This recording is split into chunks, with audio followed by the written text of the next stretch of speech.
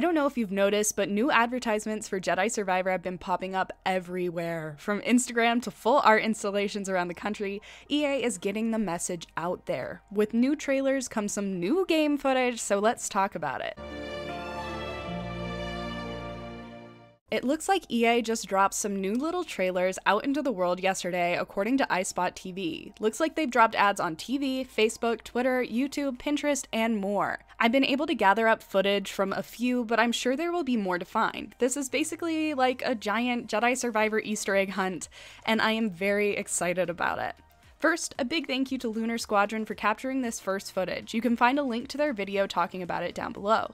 There are a lot of cool new things we see in this very quick trailer. First, we start off with Cal in what seems to be a space station of some kind, Imperial for sure, and this may be the same one we've seen another quick clip of in the trailers from the Game Awards back in December.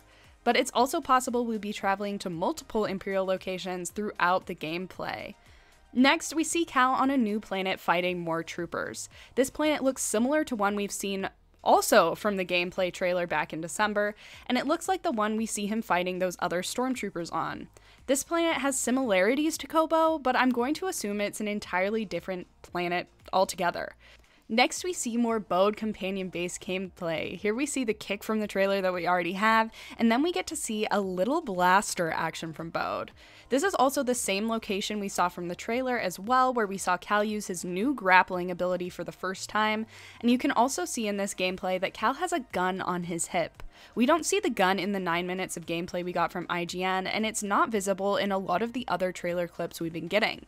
Although this may just mean that the blaster doesn't sit on your hip unless you have it as equipped as one of your immediate stances, but because it's a cosmetic as well as a weapon, I don't think that that would be the case. You can also see the gun on his hip during the first cutscene in the gameplay on the Imperial ship, and I personally think getting the gun will be tied to teaming up with Bode, but that's just speculation. But that being said, back to the Bode gameplay. It looks like Bode is using some sort of rocket launcher pistol type blaster. Is dual wielding his guns, and the shot he shoots seems to be a lot more hefty than the normal red blaster fire we generally see.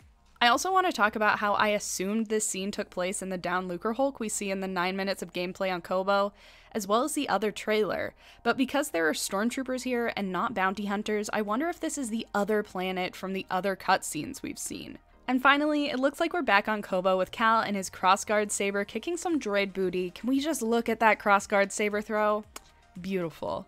The next new ad I could get a hold of only has 2 new clips, and the rest are ones that we've seen before, but it's still very exciting.